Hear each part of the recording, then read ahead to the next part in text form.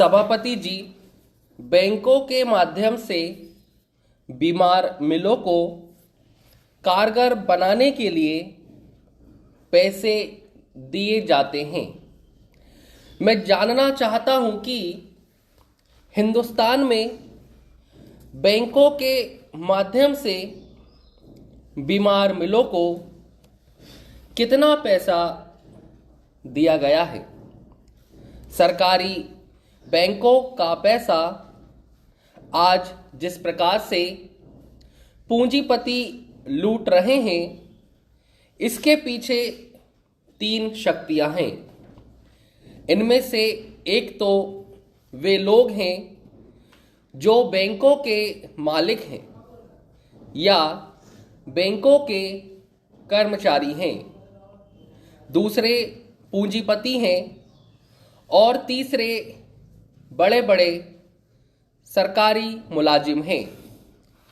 श्रीमान, जब इस देश के पूंजीपति अपनी मिलों का पूरी तरह से शोषण कर लेते हैं, तो फिर वह मिल बीमार हो जाती है और वे सरकार के पास पैसा मांगने के लिए जाते हैं। बैंकों की यह जिम्मेदारी होती है कि वह मिलों को या उद्योगों को पैसा दें।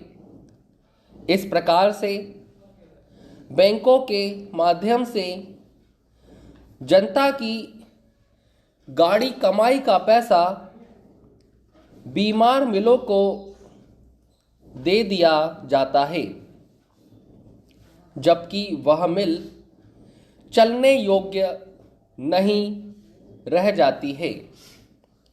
आज स्थिति यह हो गई है कि इन पूंजीपतियों को बिना किसी शर्त के पैसा दे दिया जाता है। पूंजीपति अपने कर्मचारियों के माध्यम से इस पैसे को इधर उधर कर देते हैं। उसके बाद फिर सरकार के पास पैसा मांगने के लिए चले जाते हैं। इसके प्रमाण के रूप में मैं आपको कई मिलों के उदाहरण दे सकता हूं। वहां के लोगों ने भी सरकार को इसकी जानकारी दी और आग्रह किया कि इन मिलों को ऋण ना दिया जाए, लेकिन फिर भी बैंकों द्वारा उनको ऋण दिया गया और उसके एक साल के बाद फिर वे मिलें बंद हो गई। इसलिए मैं सरकार से आग्रह करता हूं कि सरकार ऐसी मिलों को अपने हाथ में ना ले जिनके चलने की कोई संभावना नहीं है। यदि मजदूरों के हित में उसको लेना आवश्यक हो तो पहले उसकी जांच कर लें और उसके जिम्मेदार अधिकारियों को निकालकर उसका प्रशासन अपने हाथ में लेकर चलाए।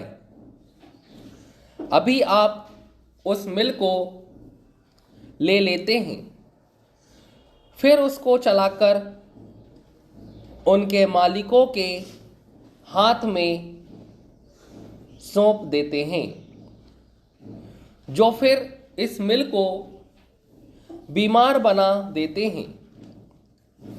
अति आवश्यक होने पर ही मिलों को वापस उनके मालिकों को दिया जाए।